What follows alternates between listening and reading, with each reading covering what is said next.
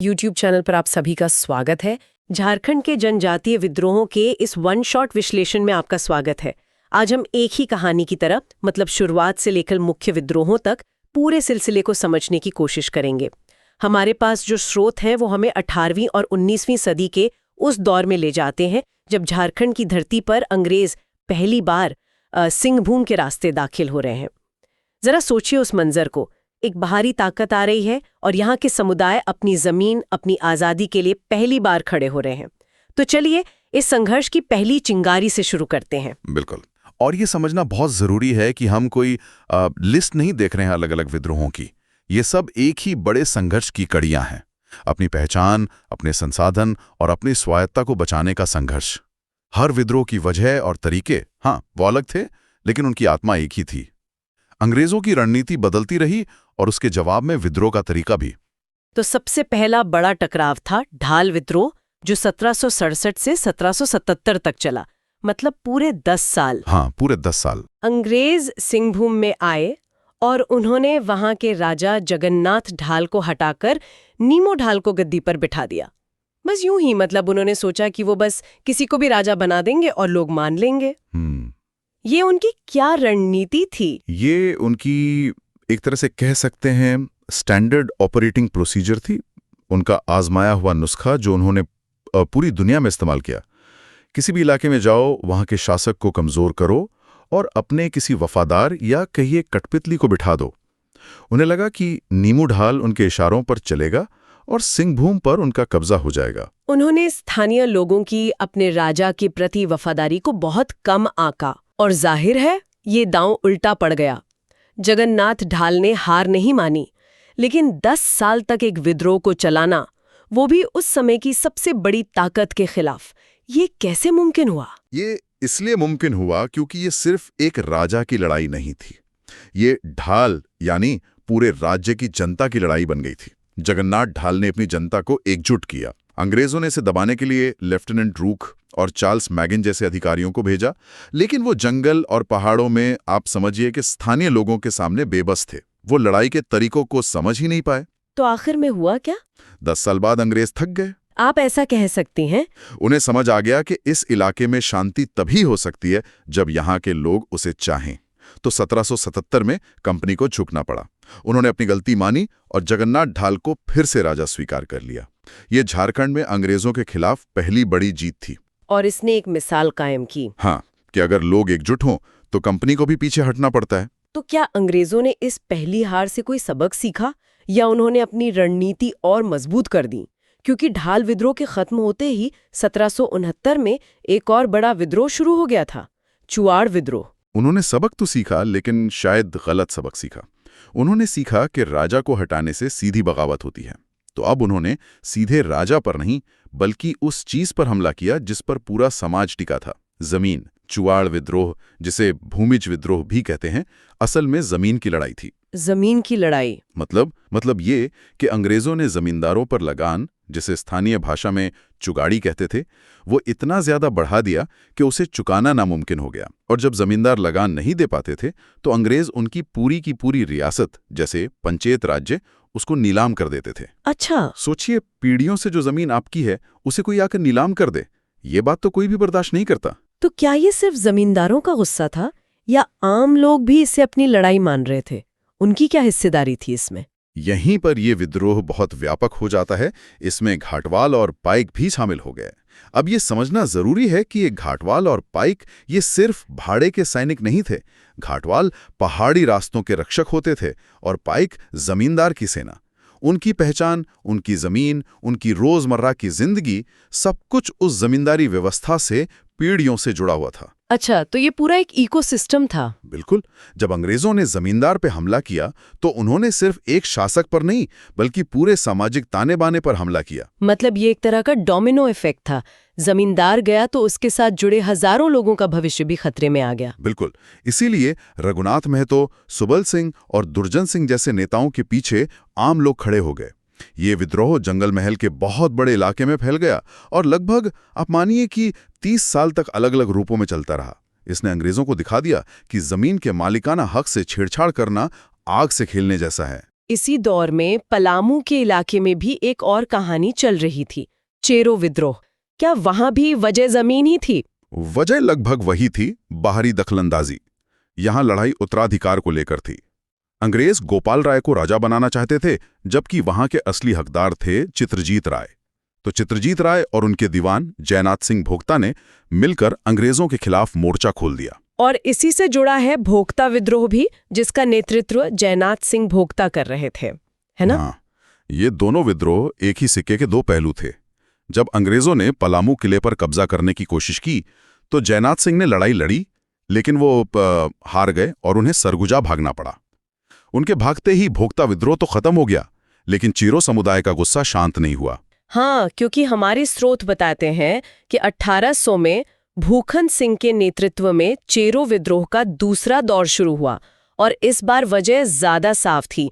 आदिवासियों से जमीन छीनना और भारी टैक्स, मतलब मुद्दे घूम फिरकर वही आ रहे थे, जमीन और स्वायत्तता। बिल्कुल, और इसी समय पास के रामगढ़ में घटवाल विद्रोह भी हुआ, लेकिन वो थोड़ा अलग और दिलचस्प मामला है। वहां भी घटवालों ने अपने राजा मुकुंद सिंह का साथ दिया जब अंग्रेजों ने उन पर हमला किया। लेकिन उस विद्रोह का अंत तो बड़ा नाटकीय हुआ।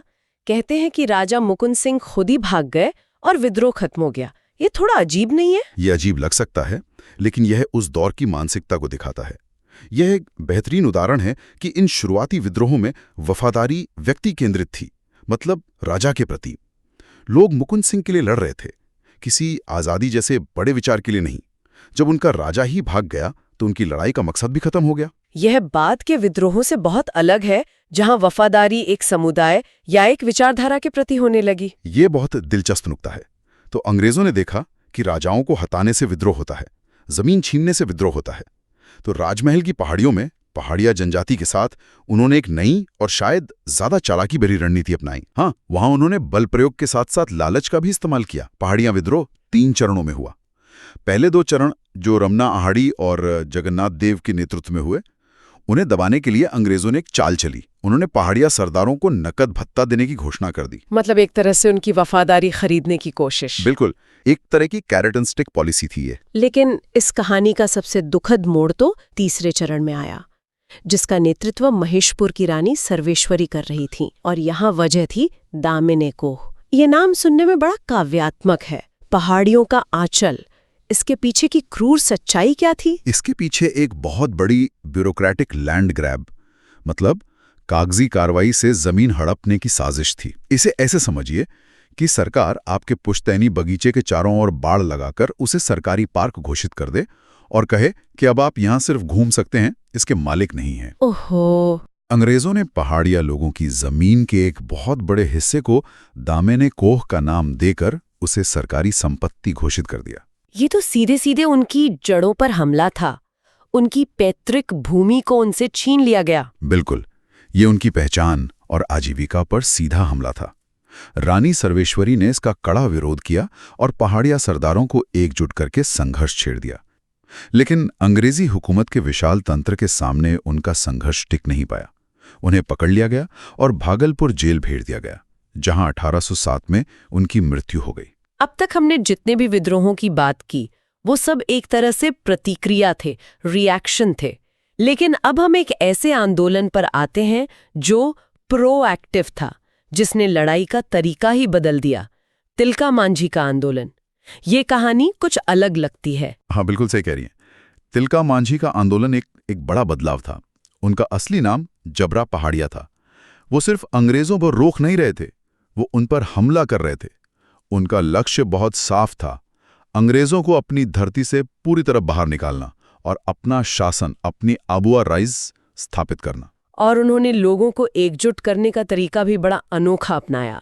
कहते हैं कि वो साल के पत्तों पर संदेश लिखकर गांव-गांव भेजते थे, एक तरह का गुप्त कम्युनिकेशन नेटवर्क। हाँ, ये एकता का प्रतीक था। लेकिन उनका सबसे साहसिक और कह सकते हैं दुस्साहसिक कदम था 13 जनवरी 1784 को उठाया गया कदम। उस दिन उन्होंने जो किया, उसने पूरी अंग्रेजी हुकूमत को हिलाकर रख दिया। उन्होंने भागलपुर के कलेक्टर ऑगस्टस क्लीवलैंड की हत्या कर दी। एक मिनट, ताड़ के पेड़ पर छिपकर जहरीले तीर से एक कलेक्टर को मार गिराना, उस वक्त के हिसाब से ये कितनी बड़ी बात रही होगी। ये तो सीधे सीधे हुकूमत के दिल पर हमला था। ये एक भूचाल की तरह था। ये कोई लड़ाई में हुई मौत नहीं थी, ये एक सुनियोजित हत्या थी। ये एक खुला ऐलान था कि कोई भी अंग्रेज अधिकारी अब सुरक्षित नहीं है। ये एक संदेश था कि अब हम डरेंगे नहीं, हम मारेंगे। इसके बाद अंग्रेजों ने तिलका मांझी को पकड़ने के लिए अपनी पूरी ताकत झोंक दी। और तिलका मांझी ने छापामार युद्ध यानी गुर्रिल्ला युद्ध का सहारा लिया। वो सुल्तानगंज की पहाड़ियों में छिप गए और कई महीनों तक अंग्रेजों को छकाते रहे। लग रहा था कि शायद वो कभी पकड़ में नहीं आएंगे। हाँ, वो पहाड़ियों के भूत बन गए थे। लेकिन फिर, जैसा कि इतिहास की कई दुखद कहानियों में होता है, धोखा किसी अपने नहीं दिया। जोदाह नाम के एक स्थानीय पहाड़िया सरदार ने लालच में आकर अंग्रेजों को तिलका मांझी का ठिकाना बता दिया। और इसी धोखे की वजह से वो पकड़े गए। उन्हें 1785 में पकड़कर घोड़े से घसीटते हुए भागलपुर लाया गया और वहां लोगों में खौफ पैदा करने के लिए उन्हें एक विशाल बरगद के पेड़ पर सरेआम फांसी दे दी गई। अंग्रेजों का मकसद साफ था। वो सिर्फ तिलका मांझी को नहीं मार रहे थे, वो विद्रोह के विचार को मारने की कोशिश कर रहे थे। वो एक उदाहरण बनाना चाहते थे कि हुकूमत से टकराने का अंजाम क्या होता है। लेकिन प्रतीक दोनों तरफ से काम करते हैं। जिस जगह पर उन्हें फांसी दी गई, आज वो बाबा तिलका मांझी चौक के नाम से जाना जाता है। गुलामी का नहीं, बल्कि उनके सर्वोच्च बलिदान का प्रतीक। तो ढाल विद्रोह में अपने राजा का सिंहासन बचाने की लड़ाई से लेकर तिलका मांझी के अपनी धरती को आजाद कराने के सपने तक, हमने देखा कि ये प्रतिरोध की एक अटूट परंपरा है। हर विद्रोह ने अगले विद्रोह के लिए कुछ ना कुछ छोड़ा। बिल्कुल। ये विद्रोह तात्कालिक रूप से शायद सफल न हुए हों, लेकिन इन्होंने गुलामी को कभी स्वीकार न करने की भावना को जिंदा रखा।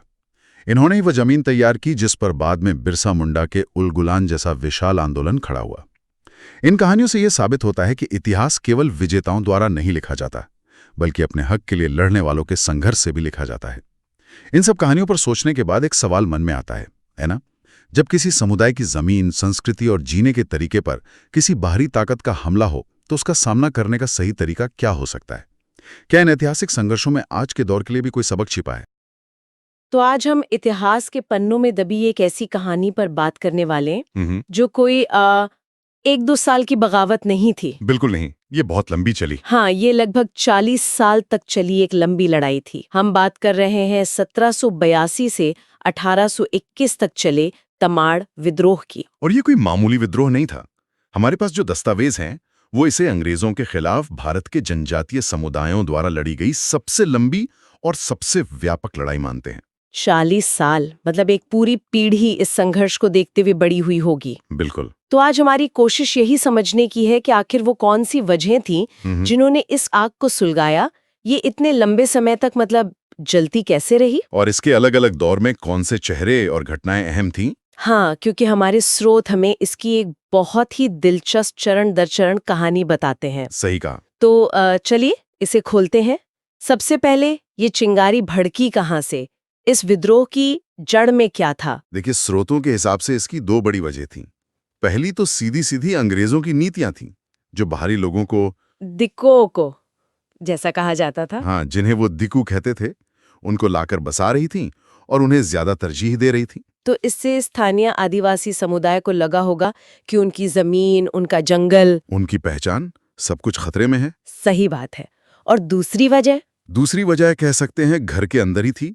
नागवंशी शासक जो सदियों से उस इलाके पर राज कर रहे थे, अब वो भी अंग्रेजों के दबाव में थे और उन्होंने अपने ही लोगों का शोषण बढ़ा दिया था। अच्छा। तो आदिवासियों के लिए ये एक, कह सकते हैं, दोहरी मार थी।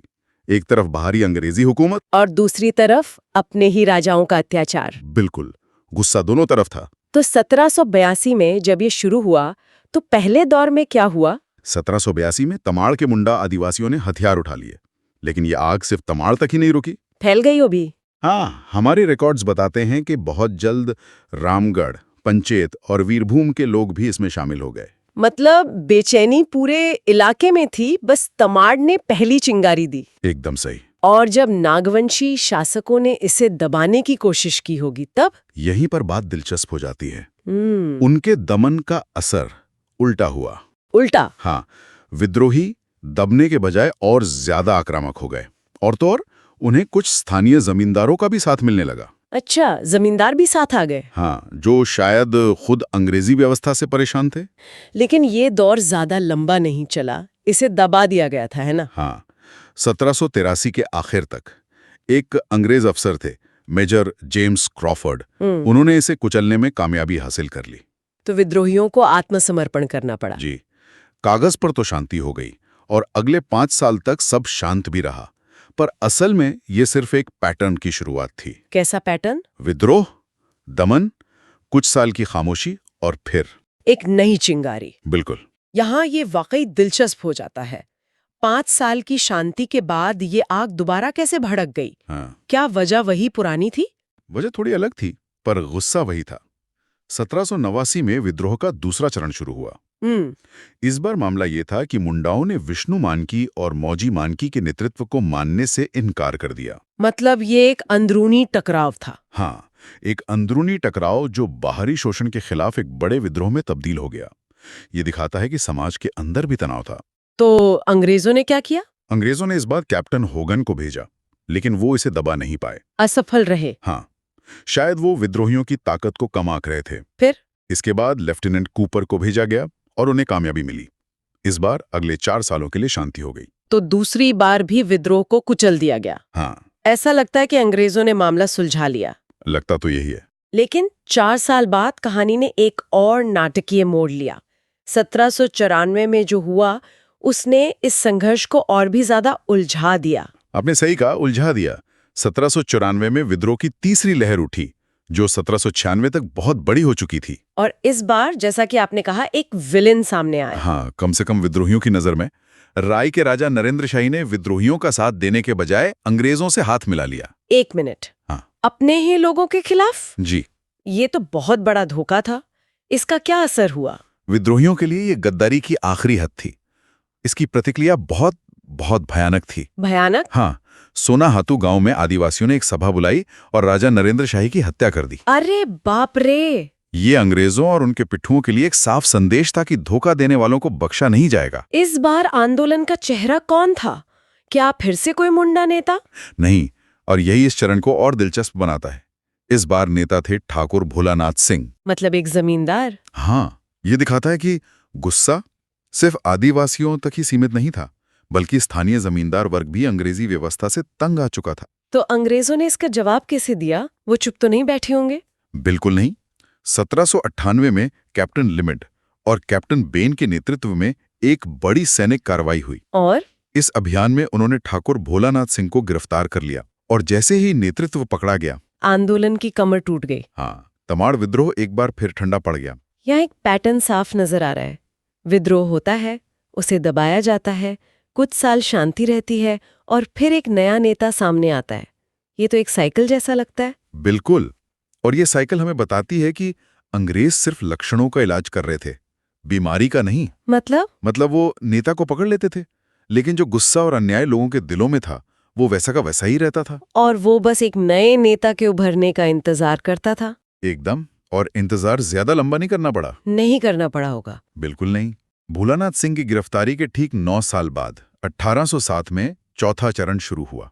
और इस बार नया चेहरा कौन था? दुखन शाही मुंडा। उनके नेतृत्व में मुंडा जनजाति ने एक बार फिर बगावत का झंडा उठा लिया। तो अंग्रेजों का तरीका भी वही पुराना रहा होगा, विद्रोह के नेता को निशाना बनाओ। एकदम वही। ये उनकी डिवाइड एंड रूल की रणनीति का ही एक छोटा रूप था। उन्हें पता था कि ये आंदोलन किसी एक विचारधारा से ज्यादा एक करिश्माई नेता के इर्द गिर्द टिके होते हैं। तो इस बार किसे भेजा गया? इस बार उन्होंने कैप्टन रफसीस को भेजा।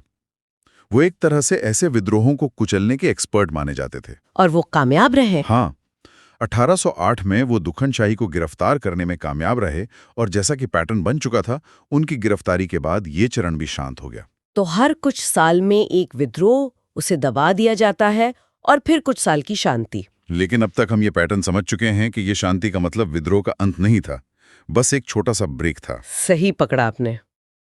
और अगली बार जब ये आग भड़की तो उसमें एक नया किरदार शामिल हुआ जो आदिवासी नहीं था। हाँ, अब हम 5वें चरण में आ गए हैं, जो 1810 से 1812 तक चला। इस बार विद्रोह का गढ़ नावागढ़ इलाका था और नेता थे वहां के जागीरदार बख्तर शाह। एक जागीरदार फिर से नेतृत्व कर रहा है, मतलब ये साफ है कि असंतोष अब समाज की अलग अलग परतों में फैल चुका था। बिल्कुल। ये अब सिर्फ जमीन और जंगल की लड़ाई नहीं रह गई थी, ये पूरी व्यवस्था के खिलाफ एक लड़ाई बन रही थी। तो अंग्रेजों की क्या प्रतिक्रिया थी? अंग्रेजों ने इस बार लेफ्टिनेंट एच ओडोनेल को भेजा, और ओडोनेल ने सिर्फ नेता को पकड़ने की कोशिश नहीं की। तो क्या किया उन्होंने? 1812 में उन्होंने सीधे नवागढ़ पर हमला कर दिया, जो बख्तर शाह का गढ़ था। एक सीधा सैन्य हमला? और इसका नतीजा क्या हुआ? इस हमले के सामने बख्तर शाह टिक नहीं सके, उन्हें भागकर सरगुजा में शरण लेनी पड़ी। और उनके भागते ही एक बार फिर नेता के हटते ही आंदोलन बिखर गया और विद्रोह मंद पड़ गया। तो अब हम आते हैं अंतिम और छठे चरण पर। इस बार 7 साल की खामोशी थी। 1819 में जब विद्रोह फिर से भड़का, तो क्या इस बार कुछ अलग था? बहुत कुछ अलग था। इस बार कोई एक करिश्माई नेता नहीं था। अच्छा। हाँ, हमें स्रोतों में मुंडा समुदाय के कई नेताओं के नाम एक साथ मिलते हैं। दौलत राय मुंडा, मंगल राय मुंडा, गाजी राय मुंडा, चंदन सिंह और भी कई। इसका क्या मतलब निकाला जाए? इसका मतलब ये है कि यह विद्रोह अब किसी एक व्यक्ति पर निर्भर नहीं था, बल्कि एक सामूहिक आंदोलन बन चुका था। इसकी जड़ें ज्यादा गहरी और फैली हुई थीं। जो अंग्रेजों के लिए ज्यादा बड़ी चुनौती रही होगी। निश्चित रूप से। तो इतने सारे नेताओं के साथ इस बार अंग्रेजों की रणनीति क्या थी? क्या उन्होंने सबसे लड़ने की कोशिश की? इस बार उन्हें एक अनपेक्षित मदद मिली। कहाँ से? तमाड़ के ही राजा गोविंद शाही ने इन विद्रोहियों से निपटने के लिए अंग्रेजों से मदद मांग ली। फिर से वही कहानी, स्थानीय शासक अंग्रेजों के साथ। हाँ, ये फिर से दिखाता है कि स्थानीय शासक और आम लोगों के बीच की खाई कितनी गहरी हो चुकी थी। अंग्रेजों के लिए तो ये सोने पे सुहागा हो गया होगा। बिल्कुल, उन्होंने इस मौके का पूरा फायदा उठाया। कैप्टन रफसेज, जिन्हें पहले भी इस इलाके का अनुभव था, और एजे कोलविन ने मिलकर एक बहुत बड़ा अभियान चलाया। और उनकी कार्रवाई बहुत क्रूर और असरदार थी। हाँ, उन्होंने 2 सबसे प्रमुख नेताओं को छोड़कर रूदन मुंडा और कुंटा मुंडा को, बाकी सबको पकड़ लिया। लगभग सभी बड़े विद्रोहियों को पकड़ लिया। तो बस ये 2 नेता ही बचे थे। इस 40 साल लंबी लड़ाई का अंत कैसे हुआ? अंग्रेजों ने इन दोनों को पकड़ने के लिए जमीन आसमान एक कर दिया। ये उनके लिए अब नाक का सवाल बन गया था। जुलाई 1820 में रूदन मुंडा को गिरफ्तार कर लिया गया। अब सिर्फ एक आखिरी कड़ी बची थी, कुंटा मुंडा। हाँ, कुंटा मुंडा वो आखिरी नेता थे जो इस 40 साल की लड़ाई की लौ को जलाए हुए थे। मार्च 1821 में जब उन्हें भी गिरफ्तार कर लिया गया, तब जाके लंबा विद्रोह आखिरकार खत्म हुआ। हाँ, तब जाके शांत हुआ। तो कुल मिलाके ये 40 साल का एक ऐसा संघर्ष था जो 6 अलग-अलग चरणों में लड़ा गया। बिल्कुल। इसकी कहानी विद्रोह, दमन और फिर कुछ साल बाद एक नए चेहरे के साथ फिर से उठ खड़े होने के एक चक्र में बंधी हुई है। सही कहा। और जैसा हमने शुरू में कहा था, ये अंग्रेजों के खिलाफ सबसे लंबे और सबसे बड़े जनजाति विद्रोहों में से एक था। देखिए, जब भी हम झारखंड के इतिहास के बारे में सोचते हैं तो मुंडा विद्रोह का नाम सबसे पहले आता है, और जाहिर है दिमाग में बिरसा मुंडा की तस्वीर बनती है। बिल्कुल, उनका उलगुलान वाकई एक बहुत बड़ी घटना थी। हाँ, लेकिन हमारे पास जो स्रोत है वो एक अलग ही कहानी बताते हैं कि असली संघर्ष तो बहुत पहले शुरू हो चुका था। सही कहा। बिरसा मुंडा का आंदोलन तो उस आग की सबसे ऊंची लपट थी जो लगभग 100 साल से सुलग रही थी। तो आज हम उसी कहानी की परतों को खोलेंगे और उन शुरुआती विद्रोहों को समझेंगे जिन्होंने इस महासंग्राम की नींव रखी। बिल्कुल सही कहा आपने। बिरसा मुंडा के आंदोलन को समझना बिना उसके पीछे के 100 साल के संघर्ष को जाने ऐसा है जैसे किसी बड़ी नदी को सिर्फ उसके मुहाने पर देखना, जबकि उसका असली स्रोत तो कहीं और है। हाँ, असली स्रोत तो पहाड़ों में बहुत पीछे होता है।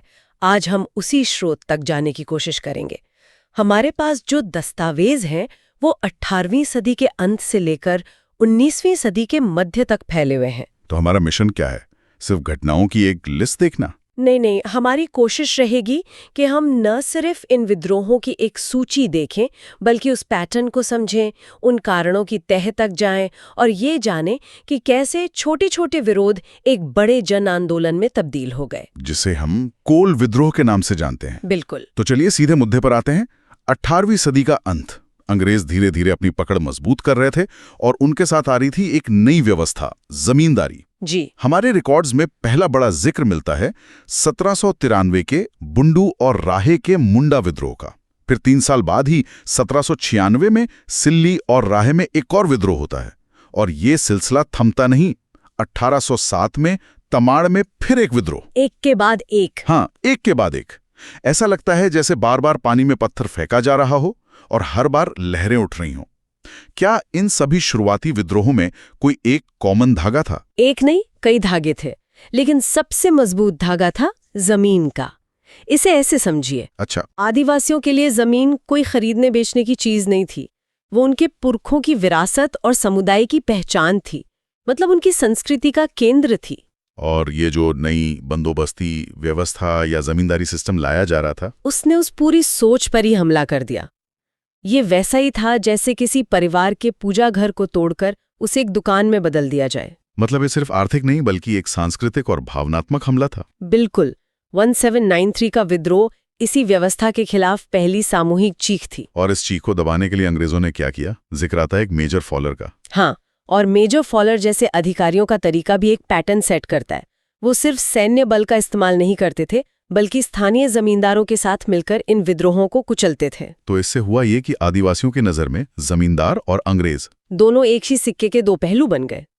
उनका गुस्सा दोनों के खिलाफ बढ़ता गया। अच्छा, यही वजह है कि 1793 का विद्रोह दबने के बावजूद 3 साल बाद 1796 में रामशाही मुंडा और ठाकुरदास मुंडा के नेतृत्व में विद्रोह और ज्यादा संगठित रूप में सामने आया।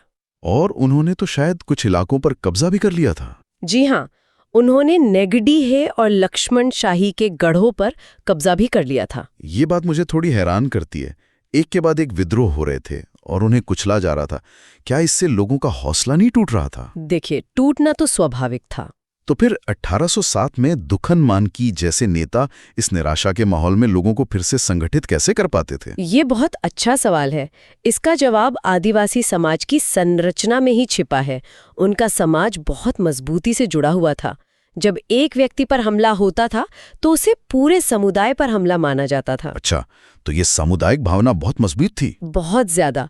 हर बार जब कोई विद्रोह कुचला जाता तो गुस्सा और असंतोष खत्म नहीं होता था, बल्कि वो अंदर ही अंदर सुलगता रहता था। और दुकन मानकी जैसे नेताओं ने इसी सुलगती हुई आग को हवा दी। बिल्कुल। उन्होंने लोगों को याद दिलाया कि लड़ाई सिर्फ जमीन के एक टुकड़े की नहीं, बल्कि उनके अस्तित्व और उनकी पहचान की है। और जब लड़ाई पहचान की हो तो हार के बाद भी हौसला बना रहता है। तो ये असंतोष सिर्फ छोटा नागपुर के एक कोने तक सीमित नहीं था। हमारे शोध बताते हैं कि ये आग धीरे धीरे फैल रही थी। हाँ, और पेलामू जैसे इलाकों को भी अपनी चपेट में ले रही थी। तो 1819-20 में वहां क्या हुआ? पलामू में भुखंत सिंह के नेतृत्व में जो हुआ वो इस संघर्ष के विस्तार को दिखाता है। अब ये लड़ाई सिर्फ मुंडाओं की नहीं रह गई थी। अलग अलग क्षेत्रों के आदिवासी समूह ये महसूस कर रहे थे कि उनकी समस्याएं एक जैसी हैं और उनका दुश्मन भी एक है। मतलब एक तरह का चेन रिएक्शन था। बिल्कुल। हर विद्रोह, चाहे वो सफल हो या असफल, दूसरे क्षेत्र के लोगों के लिए एक प्रेरणा बन रहा था। हर चिंगारी अगली चिंगारी को भड़का रही थी। ऐसा हुआ कि ये सारी चिंगारियां मिलकर एक बड़ी आग बन गई। एक महाविद्रोह। हाँ, एक ऐसा महाविद्रोह जिसे झारखंड का पहला संगठित और व्यापक जनजातीय आंदोलन कहा जाता है, कोल विद्रोह। आखिर वो कौन सी घटनाएं थीं जिन्होंने इस आग को इतना भड़का दिया? कोल विद्रोह तक आते आते मतलब सब्र का बांध टूट चुका था। दशकों का दबा हुआ गुस्सा एक ज्वालामुखी की तरह फटने को तैयार था। और उसे बस एक चिंगारी की जरूरत थी। जी, और इस ज्वालामुखी को भड़काने के लिए 2 घटनाओं ने चिंगारी का काम किया। पहली घटना सिंहभूम के सोनपुर परगना में हुई। वहां सिंहराय मानकी नाम के एक सम्मानित आदिवासी नेता की जमीन छीनकर बाहर से आए सिखों को दे दी गई। ये तो उनके अधिकार पर ही नहीं, बल्कि उनके सम्मान पर सीधा हमला था। बिल्कुल। और दूसरी घटना वो और भी ज्यादा व्यक्तिगत और अपमानजनक थी। वो क्या थी? सुरगा मुंडा नाम के एक व्यक्ति की पत्नी का अपहरण कर उनके साथ दुर्व्यवहार किया गया। हमें ये समझना होगा कि आदिवासी समाज में सम्मान और इज्जत का बहुत बड़ा महत्व था। तो ये सिर्फ एक व्यक्ति का अपमान नहीं था? नहीं, ये पूरे गांव, पूरे कबीले का अपमान था। इस एक घटना ने व्यक्तिगत गुस्से को सामुदायिक स्वाभिमान की लड़ाई में बदल दिया। इन 2 घटनाओं ने जैसे बारूद के ढेर में आग लगा दी। तो इन घटनाओं के बाद क्या हुआ? जाहिर है सिंहराय मानकी और सुरगा मुंडा चुप नहीं बैठे होंगे। बिल्कुल नहीं। उन्होंने तमाड़ के लंका गांव में एक सभा बुलाई। जो दस्तावेज हमारे पास हैं वो बताते हैं कि लगभग 700 आदिवासी उस सभा में इकट्ठा हुए। 700 लोग? हाँ, वहां सिर्फ दुख नहीं था, बल्कि गुस्सा था और बदला लेने का संकल्प था। फैसला हुआ कि अब पानी सर से ऊपर जा चुका है और उन सभी बाहरी लोगों को सबक सिखाया जाएगा जो उनका शोषण कर रहे यानी थे चाहे वो जमींदार हों, सूदखोर हों या फिर उनके नए मालिक। और इस फैसले पर अमल भी हुआ होगा। विद्रोह की शुरुआत कैसे हुई? शुरुआत बहुत हिंसक थी। विद्रोहियों का पहला निशाना था जफर अली, जिसने सुरगा मुंडा की पत्नी का अपहरण किया था। उसके घर पर हमला हुआ और 10 लोग मारे गए। और इसके बाद ये विद्रोह जंगल की आग की तरह फैल गया।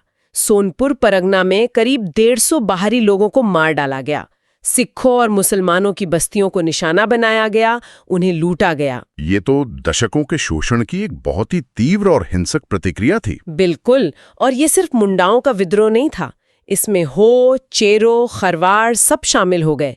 ये एक आदिवासी गठबंधन था जो अपने साझा दुश्मन के खिलाफ खड़ा हो गया था। इतने बड़े पैमाने पर हिंसा, अंग्रेजों की प्रतिक्रिया तो बहुत कड़ी रही होगी। हाँ, वे हिल गए थे, लेकिन विद्रोह को एक बड़ा झटका तब लगा जब 1832 में सिंह राय मानकी और सुरगा मुंडा ने आत्मसमर्पण कर दिया। अच्छा, इसके कारण स्पष्ट नहीं है। नहीं, हो सकता है अंग्रेजों का दबाव बहुत ज्यादा हो या उन्हें लगा हो कि उन्होंने अपना बदला ले लिया है। लेकिन एक मिनट, क्या इन घटनाओं को हम वाकई विद्रोह कह सकते हैं? मतलब या ये सिर्फ स्थानीय स्तर पर कानून व्यवस्था की समस्याएं थीं, जिन्हें बाद में इतिहासकारों ने एक बड़ा नाम दे दिया?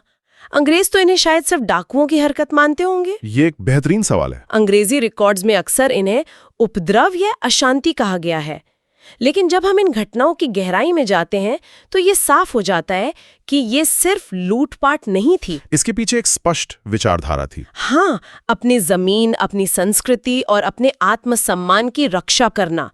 ये बाहरी हस्तक्षेप के खिलाफ एक संगठित राजनीतिक और सैन्य कार्रवाई थी, इसलिए इसे विद्रोह कहना ही ज्यादा सही है। और ये विद्रोह सिंहराय मानकी के आत्मसमर्पण से खत्म नहीं हुआ? नहीं, बिल्कुल नहीं। तो जब शुरुआती नेता हट गए तो क्या आंदोलन खत्म हो गया या किसी और ने इस मशाल को उठा लिया? किसी और ने उठा लिया, और वो थी बुद्धू भगत।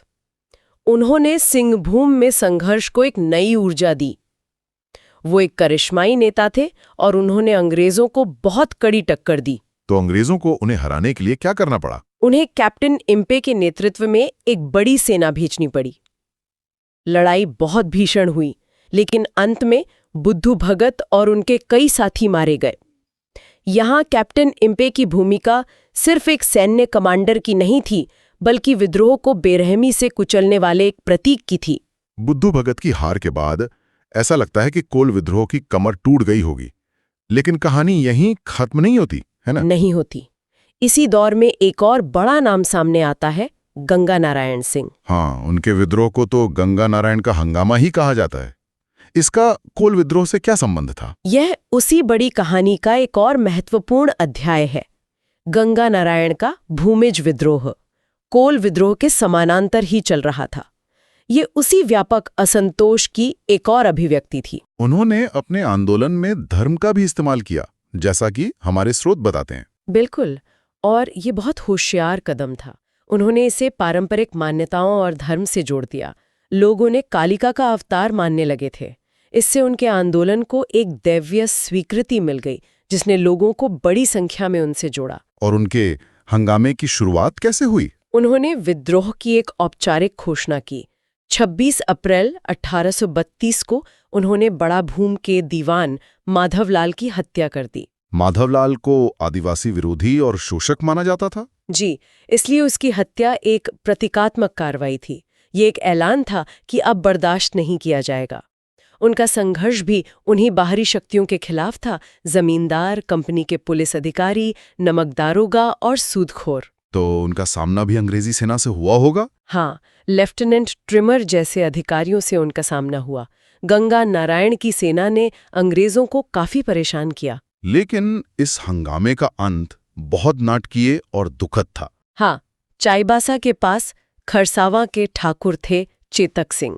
उन्होंने धोखे से गंगा नारायण का सिर काट लिया और इनाम पाने के लिए कैप्टन विल्किंसन को सौंप दिया। एक बड़े नेता की इस तरह मृत्यु से आंदोलन को गहरा धक्का लगा और वो बिखर गया। तो इस पूरी चर्चा को अगर हम समेटें तो क्या मुख्य बातें निकल कर आती हैं? मेरे हिसाब से 3 सबसे बड़ी बातें हैं। पहली तो यही कि बिरसा मुंडा का उल गुलान कोई अकेली या अचानक हुई घटना नहीं थी। सही। ये उस संघर्ष की परंपरा का शिखर था जो लगभग 100 साल से चल रहा था, जिसमें दुखन मानकी से लेकर बुद्धू भगत और गंगा नारायण जैसे अनगिनत नायकों ने अपनी आहुति दी थी। दूसरी बात जो साफ तौर पर उभर कर आती है वो ये है कि इन सभी विद्रोहों का मूल कारण एक ही था, जल, जंगल, जमीन और अपनी जीवन शैली पर बाहरी शक्तियों का कब्जा। बिल्कुल। दुश्मन का चेहरा कभी जमींदार था, कभी सूदखोर, तो कभी अंग्रेज अफसर, लेकिन उसका चरित्र हमेशा शोषक का ही रहा। और तीसरी और सबसे महत्वपूर्ण बात वो ये है कि ये विद्रोह हमें सिखाते हैं कि कैसे स्थानीय और व्यक्तिगत अपमान के मुद्दे एक व्यापक और संगठित आंदोलन को जन्म दे सकते हैं। सिंगराय मानकी की जमीन और सुरगा मुंडा की पत्नी का अपमान व्यक्तिगत घटनाएं थीं। लेकिन उन्होंने पूरे कोल समुदाय को एकजुट कर दिया। बिल्कुल, ये सिर्फ विद्रोह की कहानी नहीं है, ये आदिवासी अस्मिता और एकता के निर्माण की भी कहानी है। ये दिखाती है कि जब अन्याय एक सीमा से बढ़ जाता है तो लोग अपने मतभेद भुलाकर एक साझा उद्देश्य के लिए एकजुट हो जाते हैं। आज की हमारी चर्चा एक बहुत ही दिलचस्प और कुछ हद तक रहस्यमयी बिंदु पर खत्म होती है। हाँ, जो दस्तावेज हमारे पास हैं उनमें एक अजीब बात लिखी है।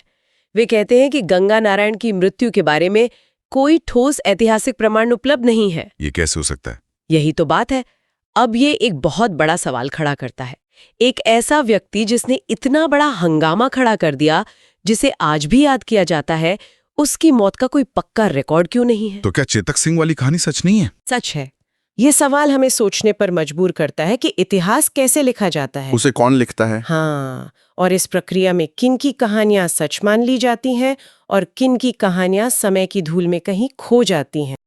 आज हम सीधे 19वीं सदी के भारत के एक ऐसे हिस्से में चल रहे हैं जहां जमीन, पहचान और आज़ादी के लिए एक बहुत बड़ी लड़ाई लड़ी जा रही थी। हम बात कर रहे हैं संथाल विद्रोह की, लेकिन इसे सिर्फ एक घटना की तरह देखना शायद सही नहीं होगा। स्रोतों को देखने पर पता चलता है कि ये तो दशकों तक चले कई आंदोलनों की एक पूरी श्रृंखला थी, एक के बाद एक सुलगती हुई आग। बिल्कुल। और इन स्रोतों से जो सबसे बड़ी बात निकल कर आती है वो ये है कि ये आंदोलन सिर्फ गोरे अंग्रेजों के खिलाफ नहीं थे, ये उस पूरी व्यवस्था के खिलाफ थे जिसे वो दीकू कहते थे। दीकू मतलब बाहरी लोग। हाँ, बाहरी लोग, चाहे वो अंग्रेज हों, जमींदारों या फिर वो महाजन जो सूद पर पैसे देते थे। ये उस सिस्टम के खिलाफ एक जंग थी जो उनकी जमीन, जंगल और जीने का तरीका मतलब सब कुछ छीन रहा था। आज हम इसी सफर को देखेंगे कि कैसे विरोध के तरीके बदले और कैसे इन संघर्षों ने उस इलाके की तकदीर लिख दी। अच्छा, चलिए सबसे पहले उस विस्फोट से शुरू करते हैं जिसे संथाल हुल या क्रांति कहते हैं। स्रोतों में तो इसे भारत की पहली जन क्रांति तक का दर्जा दिया गया है। इसकी कमान थी 4 भाइयों के हाथ में, सिद्धू, कान्हू, चांद और भैरव। पर जैसा आपने कहा, ये कोई अचानक भड़का गुस्सा नहीं था, इसके पीछे दशकों की कहानी है। बिल्कुल, इसकी जड़ें उस इलाके में है जिसे दामिने कोह कहा जाता था, और इस नाम की कहानी भी बड़ी दिलचस्प है। पहले तो अंग्रेजों ने ही संथालों को राजमहल की पहाड़ियों में बसने के लिए प्रोत्साहित किया, जंगल साफ करके जमीन तैयार करने को कहा, और उस इलाके को ये फारसी नाम दिया, दामिने को। अच्छा, तो पहले उन्होंने ही बसाया? हाँ, लेकिन जैसे ही जमीन खेती लायक हुई, वही अंग्रेज अपने जमींदार और महाजन ले आए, तो जिस जमीन को उन्होंने अपना घर बनाया था, उसी पर वो एक तरह से गुलाम बना दिए गए। 1855 तक आते आते ये शोषण बर्दाश्त से बाहर हो चुका था। और तब उन्होंने जो किया वो तो हैरान करने वाला है। 30 जून 1855 को भगनाडी गांव में 400 आदिवासी गांव के करीब 10,000 प्रतिनिधि इकट्ठा हुए। ये कोई भीड़ नहीं थी, ये एक संगठित सभा थी। उन्होंने अपनी एक समानांतर सरकार का ही ऐलान कर दिया। हाँ, यही तो इसकी सबसे बड़ी खासियत है। सिद्धू को सूबा ठाकुर यानी राजा, कान्हू को मंत्री, चांद को प्रशासक और भैरव को सेनापति बनाया गया। ये किसी भी आधुनिक सरकार या सेना जैसा ढांचा लगता है। ये उस धारणा को पूरी तरह तोड़ता है कि आदिवासी आंदोलन सिर्फ असंगठित होते थे। और उनका नारा भी देखिए, करो या मरो, अंग्रेजों हमारी माटी छोड़ो। यहाँ ये माटी शब्द बहुत अहम है। ये सिर्फ जमीन का टुकड़ा नहीं था, ये उनकी पहचान थी, उनकी पुरखों की जमीन थी, उनके देवता सिंगबोंगा का निवास था। इसलिए ये लड़ाई सिर्फ आर्थिक नहीं बल्कि उनके अस्तित्व की लड़ाई थी। अपनी जमीन पर अपना राज, आबू अदशोमरे आबू राज। विद्रोह की शुरुआत भी बहुत सांकेतिक थी। पहला हमला दिघी थाने के दरोगा महेश लाल पर हुआ, जो उस भ्रष्ट सिस्टम का एक बड़ा चेहरा था। इसके बाद तो ये आग ऐसी फैली कि बरहेट की लड़ाई में सिद्धू और कान्हू की सेना ने अंग्रेजी सेना को हरा भी दिया। ये एक बहुत बड़ी मनोवैज्ञानिक जीत रही होगी। हाँ, लेकिन अंग्रेजों की प्रतिक्रिया उतनी ही क्रूर थी। उन्होंने कोई कसर नहीं छोड़ी। मेजर जनरल लॉयड को भेजा गया, जिन्होंने पूरे इलाके में मार्शल लॉ लगा दिया। Martial law. इसका मतलब था कि किसी भी संथाल को देखते ही गोली मारने के आदेश थे। ये लड़ाई नहीं थी, ये एक तरफा सफाया था। अनुमान है कि 15,000 से ज्यादा संथाल मारे गए, जिनमें महिलाएं और बच्चे भी शामिल थे। ये एक नरसंहार से कम नहीं था। एक मिनट, यहाँ एक बात बहुत दिलचस्प है। कार्ल मार्क्स, जो उस वक्त लंदन में बैठकर लिख रहे थे, उन्होंने इस विद्रोह को भारत की पहली जन क्रांति कहा। क्या इसका मतलब यह है कि ये विद्रोह सिर्फ स्थानीय नहीं था, मतलब इसे दुनिया भर में औपनिवेशिक शोषण के खिलाफ एक बड़ी लड़ाई के प्रतीक के तौर पर देखा जा रहा था? बिल्कुल, मार्क्स के लिए ये क्लासिकल वर्ग संघर्ष का उदाहरण था, शोषक और शोषित। लेकिन यहाँ एक और परत है। मार्क्स ने इसे आर्थिक नजरिए से देखा, जबकि संथालों के लिए ये आर्थिक होने के साथ साथ सांस्कृतिक और धार्मिक अस्तित्व की लड़ाई भी थी, जिसे शायद मार्क्स पूरी तरह नहीं समझ पाए होंगे। उनके लिए ये सिर्फ जमीन नहीं, माटी थी। इतनी बड़ी कुर्बानी और इतने बड़े पैमाने पर हुए दमन के बाद क्या कुछ बदला? क्या इसका कोई नतीजा निकला? हाँ, और इसका असर जबरदस्त हुआ। अंग्रेजों को भी समझ आ गया कि अब पानी सर से ऊपर जा चुका है और इस इलाके को नजरअंदाज नहीं किया जा सकता। नवंबर 1856 में संथाल परगना नाम से एक अलग जिला बनाया गया और इसे नॉन रेगुलेशन जिला घोषित किया गया। नॉन रेगुलेशन जिला, इसका मतलब क्या था? क्या यहाँ कानून लागू नहीं होते थे? इसका मतलब था कि यहाँ बंगाल के सामान्य कानून लागू नहीं होंगे। यहाँ का प्रशासन सीधे जिला मजिस्ट्रेट के हाथ में होगा, जो आदिवासियों की परंपराओं और जरूरतों के हिसाब से फैसले लेगा। कागज पर तो ये बहुत अच्छा लगता है। बिल्कुल, लेकिन इसका एक दूसरा पहलू भी था। इसने एक अकेले अंग्रेज अफसर एशली ईडन, जो पहले जिला मजिस्ट्रेट बने, के हाथ में बेहिसाब ताकत दे दी थी। ये एक तरह से विद्रोह को शांत करने के लिए एक प्रशासनिक लॉलीपॉप था। तो संथाल हुल एक जबरदस्त हिंसक विद्रोह था, लेकिन उसके बाद जो सरदारी आंदोलन हुआ 1858 से 70 के बीच, वो तो बिल्कुल उल्टा था, पूरी तरह से कानूनी और शांतिपूर्ण। ये इतना बड़ा बदलाव क्यों आया? क्या संथालों को लग रहा था कि हथियार उठाने का कोई फायदा नहीं हुआ? यही इन आंदोलनों के विकास की सबसे आकर्षक कड़ी है। हूल के भयानक दमन के बाद उन्हें शायद लगा कि हथियारों से अंग्रेजों को हराना मुश्किल है, तो उन्होंने तरीका बदला। सरदारी आंदोलन का मकसद वही था, जमीन वापस लेना और बेगारी यानी बिना पैसे के मजदूरी खत्म करना। लेकिन इस बार हथियार थे याचिकाएं और कानूनी दावे। वो कलकत्ता तक गए अपनी अर्जियां लेकर। एक मिनट, मुझे ये थोड़ा अजीब लग रहा है। अंग्रेजों ने एक तरफ संथाल परगना बनाया और दूसरी तरफ सरदारी आंदोलन के दौरान वो जमींदारों का ही साथ दे रहे थे। ये तो दोहरी नीति लगती है। वो असल में करना क्या चाह रहे थे? आप बिल्कुल सही जगह पर सवाल उठा रही हैं। यही अंग्रेजों की डिवाइड एंड रूल की नीति थी। वो आदिवासियों को कुछ रियायतें देकर शांत रखना चाहते थे, लेकिन जमींदारों को भी नाराज नहीं कर सकते थे, क्योंकि राजस्व तो उन्हीं से आता था। नतीजा ये हुआ कि सालों की कानूनी लड़ाई के बाद 1869 में छोटा नागपुर टेनेंसी एक्ट तो बना, लेकिन वो इतना खोखला था कि जमीन पर कुछ खास नहीं बदला। तो लोगों का कानून से भी भरोसा उठ गया होगा। पहले हथियार नाकाम हुए, फिर कानून, इसके बाद क्या? इसके बाद लोगों ने एक तीसरा रास्ता खोजा। उन्हें लगा कि समस्या न सिर्फ बाहर है, बल्कि समाज के अंदर भी है। और इसी सोच से 1870 में सफाहुड़ आंदोलन का जन्म हुआ। इसके नेता थे लाल हेम्ब्रम, जिन्हें लोग लाल बाबा कहते थे। उन्होंने कहा कि बाहरी ताकतों से लड़ने से पहले हमें खुद को अंदर से मजबूत और पवित्र करना होगा। मतलब ये एक सामाजिक धार्मिक सुधार आंदोलन बन गया। हाँ, इसका जोर चरित्र की पवित्रता, राम नाम का जाप करने और अपने सर्वोच्च देवता सिंह बोंगा की एकेश्वरवादी पूजा पर था। ये एक तरह से आत्मविश्वास जगाने की कोशिश थी। उनका मानना था कि अगर हम नैतिक रूप से श्रेष्ठ होंगे तो हमें कोई नहीं हरा सकता। उन्होंने देशोद्धारक दल जैसा नारा भी दिया। ये अपनी संस्कृति को हथियार बनाने जैसा था। और फिर इसी सोच को एक कदम और आगे ले जाया गया खैरवार आंदोलन में, जो 1874 में शुरू हुआ। बिल्कुल, इसके नेता भगीरथ मांझी और भी ज्यादा आक्रामक थे। उन्होंने सफाहुड़ आंदोलन की सामाजिक शुद्धि को सीधे सीधे राजनीतिक अवज्ञा से जोड़ दिया। उन्होंने खुद को बौंसी गांव का राजा घोषित कर दिया और अंग्रेजों को बाईपास करके सीधे लोगों से लगान वसूलना शुरू कर दिया। वाह, ये तो अंग्रेजी राज को एक खुली चुनौती थी। हाँ, उन्होंने 1881 की जनगणना का भी विरोध किया, क्योंकि उन्हें लगा कि ये गिनती करके उन पर और नियंत्रण करने की चाल है। तो हमने 20 साल के अंदर 3 अलग-अलग रणनीतियां देखी: सशस्त्र विद्रोह, कानूनी लड़ाई और फिर सामाजिक राजनीतिक अवज्ञा। ये सब एक बड़े तूफान की तैयारी लग रही है, और वो तूफान आया बिरसा मुंडा के रूप में, जिसे उलगुलान या महान हलचल कहा गया। सही कहा। बिरसा आंदोलन, ये जो 1895 में शुरू हुआ, इन सभी पिछले आंदोलनों का निचोड़ था। बिरसा ने इन सभी अनुभवों से सीखा था। उनका आंदोलन एक साथ राजनीतिक, धार्मिक, आर्थिक और सामाजिक था। उन्होंने अंग्रेजों, जमींदारों के साथ साथ ईसाई मिशनरियों को भी निशाना बनाया, जो उनकी संस्कृति को बदल रहे थे। और उन्होंने अपने ही समाज की कुरीतियों जैसे अंधविश्वास और शराबखोरी के खिलाफ भी आवाज उठाई। उनका संगठन भी कमाल का था। गया मुंडा को सेनापति, दोंगा मुंडा को राजनीतिक प्रमुख और सोमा मुंडा को सामाजिक धार्मिक प्रमुख बनाया गया।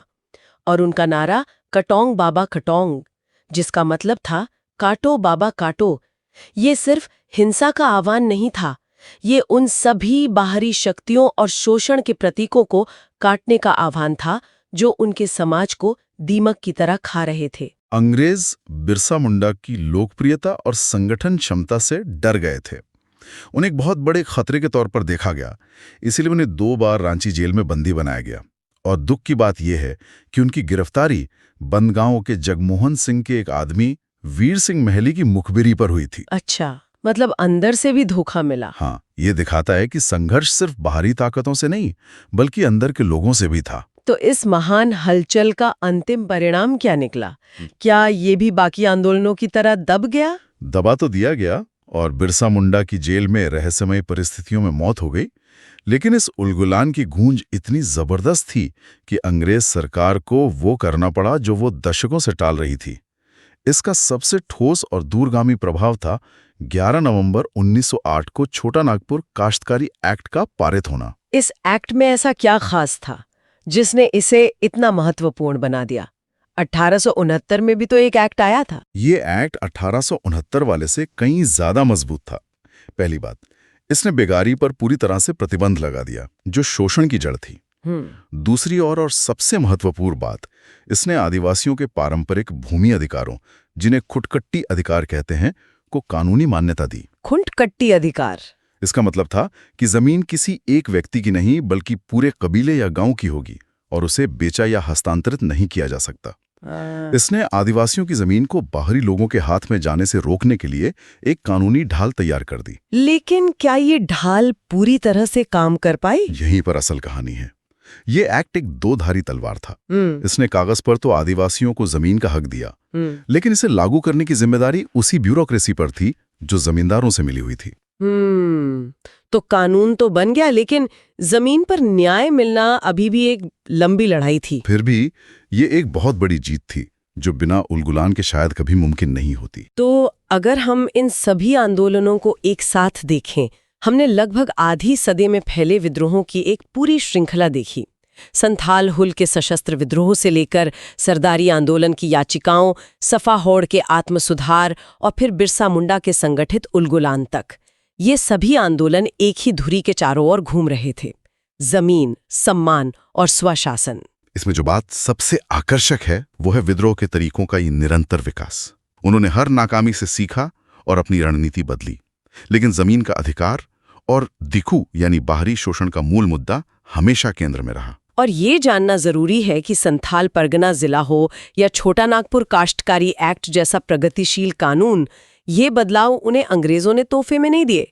ये हजारों लोगों की कुर्बानियों और दशकों के संघर्ष से छीने गए अधिकार थे। 1914 का टाना भगत आंदोलन। जब हम आदिवासी आंदोलनों के बारे में सोचते हैं तो अक्सर सशस्त्र विद्रोह, तीर कमान, संघर्ष, यही सब तस्वीरें दिमाग में आती हैं। बिल्कुल।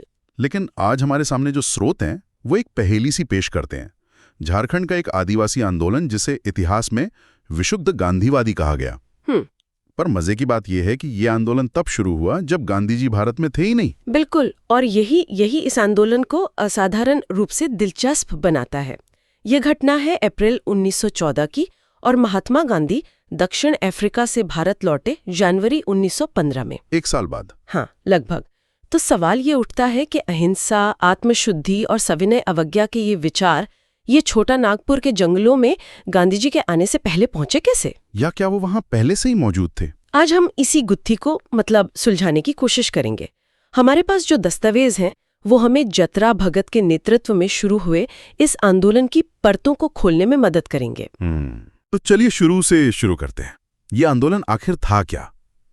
स्रोतों में इसका जिक्र बिरसा मुंडा के उलगुलान के महान विद्रोह के विस्तार के रूप में किया गया है। हाँ, इसे बिरसा आंदोलन का एक तरह से आध्यात्मिक और सामाजिक उत्तराधिकारी कहना गलत नहीं होगा। अच्छा। बिरसा मुंडा ने जहां सशस्त्र विद्रोह का रास्ता अपनाया, वहीं जतरा भगत और उनके अनुयायियों ने एक बिल्कुल अलग राह चुनी। उन्होंने शायद ये महसूस किया कि बाहरी ताकतों से लड़ने से पहले अपने समाज के अंदर सुधार करना ज्यादा जरूरी है। और यहीं से वो संस्कृतिकरण की अवधारणा सामने आती है। बिल्कुल। ये संस्कृतिकरण शब्द जो स्रोतों में इस्तेमाल हुआ है, ये मुझे थोड़ा अजीब लगता है, क्योंकि समाजशास्त्र में इसका मतलब तो अक्सर ये होता है कि कोई निचला माना जाने वाला समूह किसी ऊंचे समूह की प्रथाओं को अपनाता है। सही कह रहे हैं आप। आपका सवाल बिल्कुल सही है, और यहाँ इस शब्द का इस्तेमाल उस पारंपरिक अर्थ में नहीं हुआ है। ये संस्कृतिकरण बाहर की नकल नहीं, बल्कि आत्मशुद्धि के लिए था। आत्मशुद्धि? हाँ। आंदोलन का मूल सिद्धांत था एकेश्वरवाद, सिर्फ एक ईश्वर, धर्मेश की पूजा करना।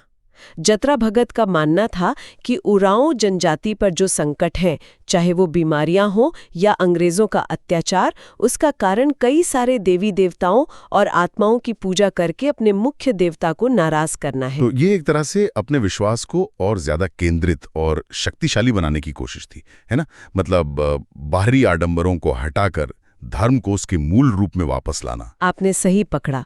और ये सिर्फ पूजा पाठ तक सीमित नहीं था, इसके साथ बहुत कठोर सामाजिक नियम भी आए। जैसे मांस मदिरा का पूरी तरह से त्याग और आदिवासी नृत्य संगीत पर पाबंदी, जिसे वे अपनी दुर्दशा का एक कारण मानते थे। ये एक तरह का आध्यात्मिक अनुशासन था। उनकी सोच ये थी कि अगर हम नैतिक रूप से मजबूत और शुद्ध हो जाएंगे तो कोई बाहरी शक्ति हमें दबा नहीं सकती। लेकिन ये मांस मदिरा या नाच गाने पर पाबंदी, क्या इसके पीछे सिर्फ आध्यात्मिक कारण थे या इसका कोई सामाजिक या आर्थिक पहलू भी था? बहुत गहरा सवाल है, क्योंकि उस समय के हालात को देखते हुए ये फैसले बहुत बड़े लगते हैं। देखिए, आध्यात्मिक शुद्धि तो एक पहलू था ही, लेकिन इसके सामाजिक आर्थिक कारण भी थे।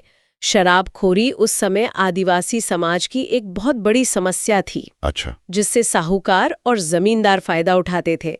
तो शराब पर रोक लगाकर उन्होंने एक तरह से अपनी आर्थिक स्थिति को भी मजबूत किया और बाहरी शोषण के एक रास्ते को बंद कर दिया। ये अपनी पहचान को बाहरी प्रभावों जैसे ईसाई मिशनरियों और हिंदू जमींदारों दोनों से अलग और श्रेष्ठ साबित करने का भी एक तरीका था। एकदम। और इसी आत्मनिर्भरता और पहचान की लड़ाई से मुझे लगता है झूम खेती का मुद्दा भी जुड़ा हुआ था। स्रोतों में इस पर काफी जोर है। बिल्कुल। ये सिर्फ एक आर्थिक मांग नहीं लग रही। नहीं, बिल्कुल नहीं। ये उनकी अस्मिता का प्रतीक था।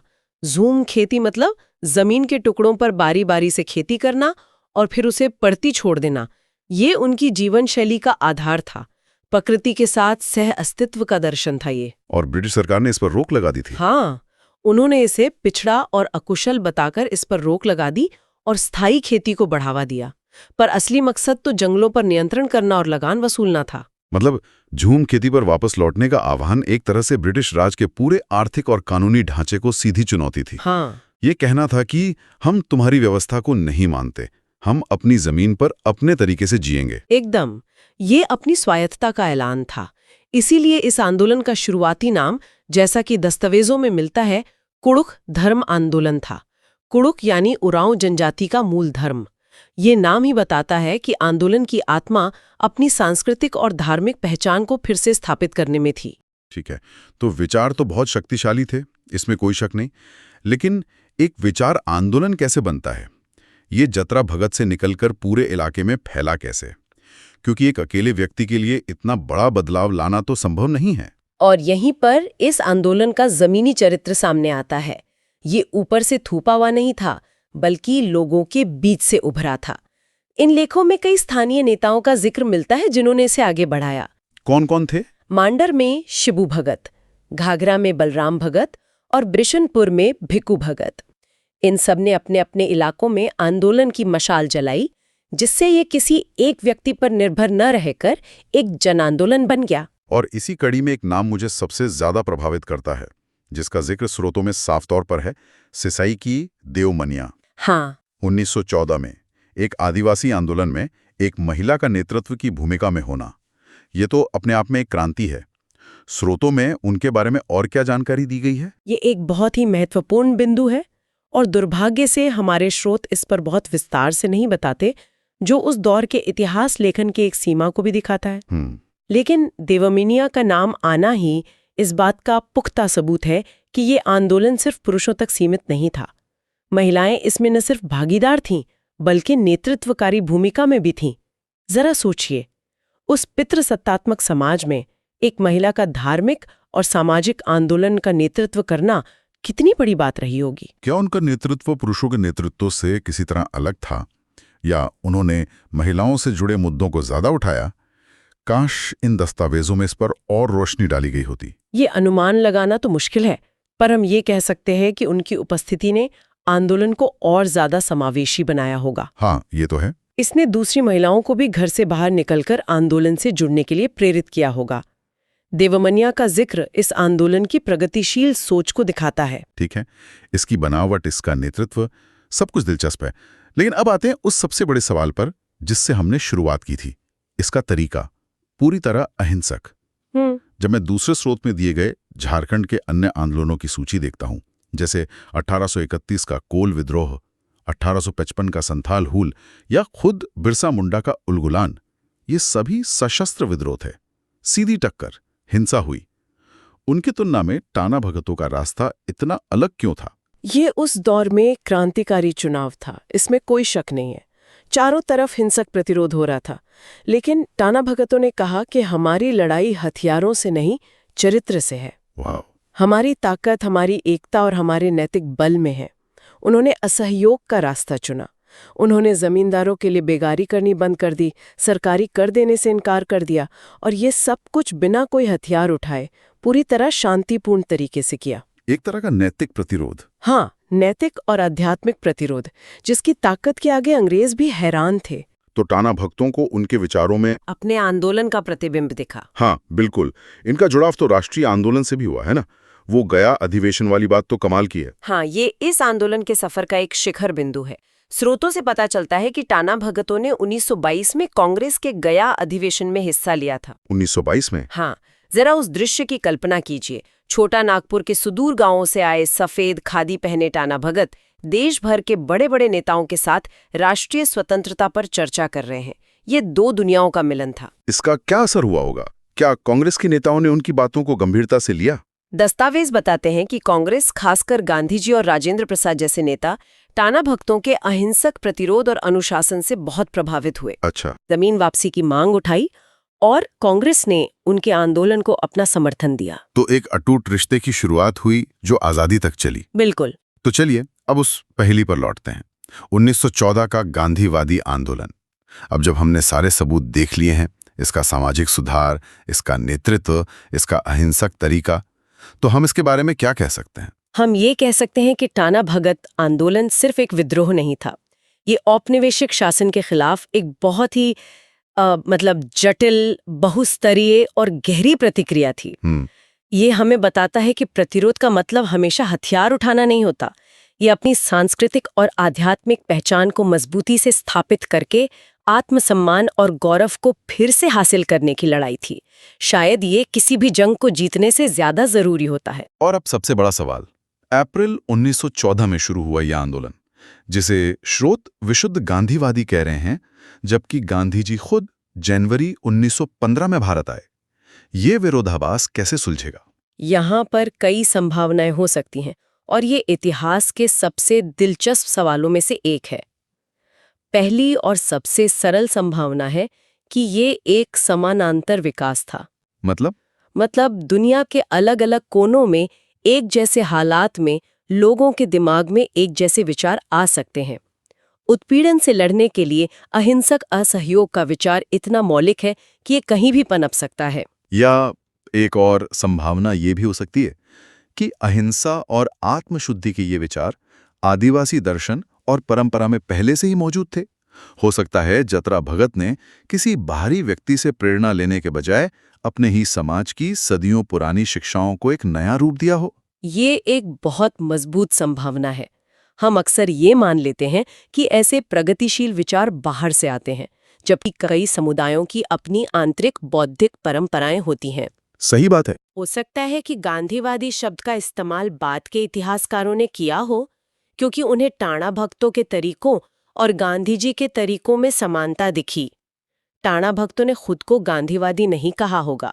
उन्होंने तो बस वही किया जो उन्हें अपने धर्म और न्याय की भावना के अनुसार सही लगा। और एक तीसरी, दूर की कौड़ी भी हो सकती है। गांधी जी भारत में भले ही 1915 में आए, लेकिन दक्षिण अफ्रीका में उनका सत्याग्रह तो 1906 से ही चल रहा था और उसकी खबरें दुनिया भर में फैल रही थी। क्या ये संभव है कि उन खबरों की कोई भनक किसी व्यापारी, मिशनरी या सैनिक के जरिए छोटा नागपुर तक पहुंची हो? ये भी नामुमकिन नहीं है। विचारों का सफर बहुत रहस्यमयी तरीकों से होता है। लेकिन सबसे महत्वपूर्ण बात ये नहीं है कि ये विचार आया कहाँ से। सबसे महत्वपूर्ण बात ये है कि उस समुदाय ने इसे अपनाया और उस पर अमल किया।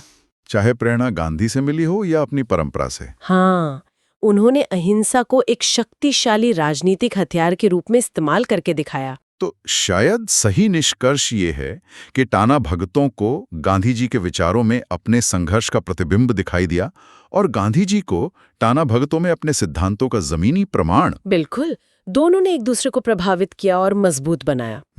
और ये हमें एक बहुत जरूरी बात सोचने पर मजबूर करता है। जब हम इतिहास पढ़ते हैं तो हम अक्सर बड़े नेताओं और राष्ट्रीय आंदोलनों पर ध्यान केंद्रित करते हैं, लेकिन टाणा भगतों की कहानी हमें याद दिलाती है कि भारत के सुदूर कोनों में छोटे छोटे समुदायों के भीतर विचार और प्रतिरोध के कितने शक्तिशाली और मौलिक आंदोलन चल रहे थे। सही कहा। सवाल ये है कि क्या हम इतिहास को केवल ऊपर से नीचे देखते हैं या हम इन जमीनी आवाजों को भी उनका हक देने के लिए तैयार। इसी विचार के साथ हम आज की ये चर्चा यहीं समाप्त